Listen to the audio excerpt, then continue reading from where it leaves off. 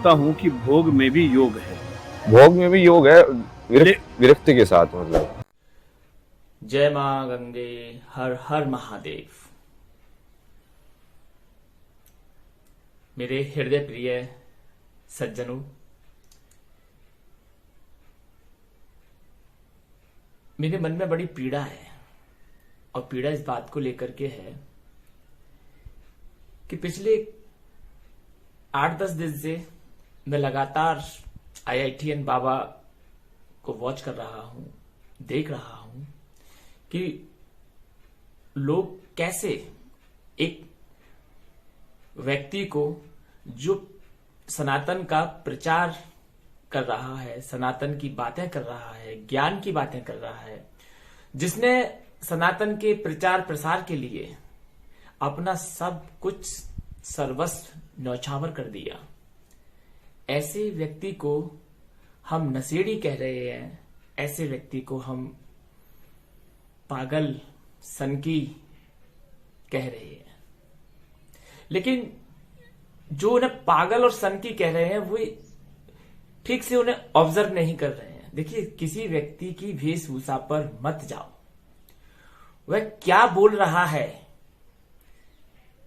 उसकी अंतः चेतना किस स्तर पर है, वो हमें क्या बताना चाहता है, क्या संदेश देना चाहता है, अपने चरित्र के माध्यम से हमें वो देखना है, ना कि उनका उठना बैठना, खाना पीना, चलना, उनकी पर्सनल एक्टिविटीज को हमें नहीं देखना है। लेकिन लोग जिन्हें आलोचना करना है, उन्हें तो आलोचना के लिए कोई ना कोई बहाना चाहिए। मित्रों, मैं IITN बाबा के लिए वीडियो लगातार अपलोड कर रहा हूं। बाबा तो बहुत पहले से वायरल है, मैं तो 2-4 दिन से ही वीडियो अपलोड किया हूं। मेरे मन में आया कि एक ऐसा व्यक्ति जो प्रचार प्रसार कर रहा है सनातन का, जो वास्तव में सन्यासी है, जो वास्तव में वैरागी है, ऐसे व्यक्ति के पीछे लगने में क्या बुराई है और ऐसे व्यक्ति का सपोर्ट करने में क्या बुराई है। लोगों को लगता है कि ये वीडियो अपनी TRP के लिए बना रहे हैं। लोग कमेंट्स करने लगे हैं, मुझे कह रहे हैं कि इनको भी वायरल कर दो। मित्रों, सोशल मीडिया का वायरल हुआ व्यक्ति कुछ दिन ही चलता है, कुछ समय बाद वह भी डाउन हो जाता है। इस सोशल मीडिया पर न जाने कितने आए, वायरल हुए और कितने समय के गर्त में समाप्त हो गए। ऐसा नहीं है। व्यक्ति अपनी योग्यताओं से, अपनी सामर्थ्य से ऊपर जाता है, ना कि सोशल मीडिया के माध्यम से। बाबा को ऑब्जर्व किया मैंने, देखा कि बाबा रोज प्रतिदिन एक ऐसी नई बात छेड़ जाते हैं, लेकिन बाबा शॉर्ट में कह के पूरा उसका डिस्क्रिप्शन नहीं देते हैं। तो ये हमारा कर्तव्य, हमारा दायित्व है कि बाबा ने जो शॉर्ट में कहा है उसका डिस्क्रिप्शन हम आप तक पहुंचाएं। अभी बाबा से पत्रकार महोदय ने सवाल किया था कि बाबा ये बताइए कि ओशो की एक बुक है, ओशो की बुक का टाइटल है संभोग से समाधि की ओर, क्या भोग से योग संभव है? तो देखिए बाबा का संक्षिप्त उत्तर। जो ज्ञानी जन है, जो विद्वान है, वे इस बात को पकड़ लेते हैं। बाबा ने कहा कि भोग से योग की तरफ जा सकते हैं, बिल्कुल जा सकते हैं, लेकिन भोग विरक्ति के साथ होगा, तभी आप योग की तरफ जाएंगे। जैसा कि हमें योगेश्वर श्री कृष्ण का उदाहरण देखने को मिलता है।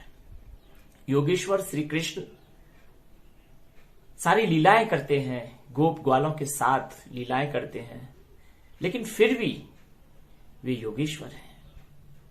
गीता में भगवान श्री कृष्ण ने यह उद्घोष किया है कि व्यक्ति को कर्म करते समय कर्म के साथ में आसक्ति का भाव नहीं रखना चाहिए। आसक्ति यानी कि अटैचमेंट।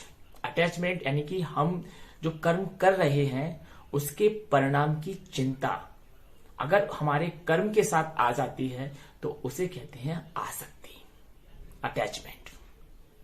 अगर हम कर्म करें और उस कर्म के साथ हमारी कोई आसक्ति ना हो तो फिर वह कर्म हमें कर्म बंधन में बांध नहीं सकता।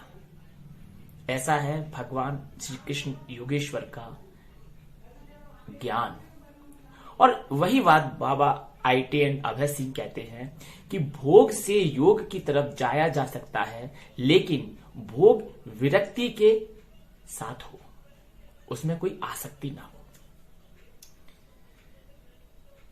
गीता का 4th अध्याय कर्म, अकर्म और विकर्म, इन 3 की परिभाषा देता है। कर्म क्या है, अकर्म क्या है और विकर्म क्या है। 4th अध्याय का आप अध्ययन कीजिए, आपको ये श्लोक नंबर 10 से 20 के बीच में श्लोक मिल जाएगा जहां कर्म, अकर्म, विकर्म की परिभाषा बताई गई है। तो मित्रों, उसके बाद फिर पत्रकार ने दूसरा सवाल किया कि ओशो का कहना है संभोग से समाधि की ओर, यानी कि ओशो का तात्पर्य है कि पूरे संसार में आप मन को इतना न्यूट्रल कर दीजिए, छोड़ दीजिए, इसको ढीला कर दीजिए और उसको जितना जाना है योग भोग में जाने दीजिए। पूरे शहर में अश्लीलता फैला दीजिए। एक दिन मन का, हमारा मन है ना, मन की इच्छा भर जाएगी, फिर हम स्वतः ही भोग से समाधि की ओर आ जाएंगे। ऐसा ओशो का कहना है कि हमारे मन को इतना छोड़ दीजिए ढीला कि उसको जाने दो, एक पशु की भांति जाने दो, भोगों में जाने दो, रमण करने दो। जब उसका मन भर जाएगा अपने आप स्वतः ही अनायास सरलता से योग में आ जाएगा। तो इस पर बाबा ITN ने जवाब दिया कि नहीं, ये गलत टेक्निक है, ये मार्ग गलत है। और ये बात सत्य भी है।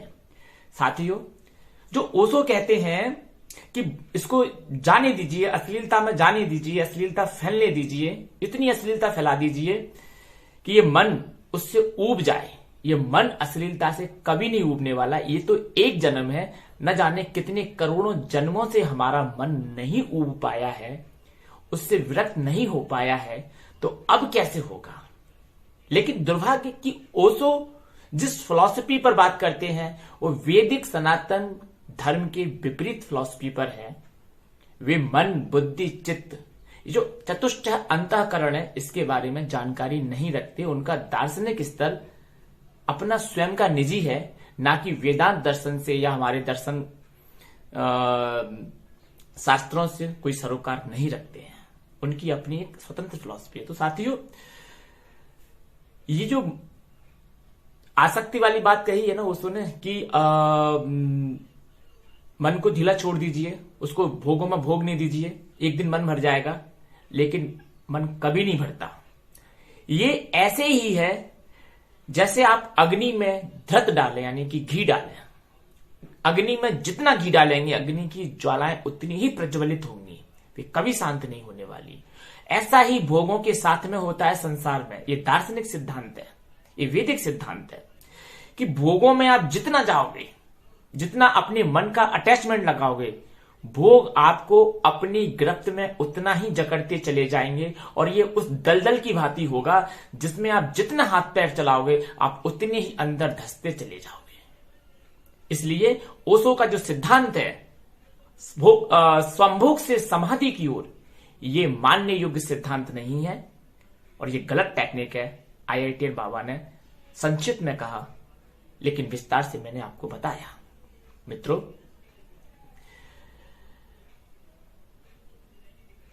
इस संसार में ये जो आकर्षण आप देख रहे हैं ना, इससे व्यक्ति ज्ञान के माध्यम से ही विरक्ति को प्राप्त हो सकता है।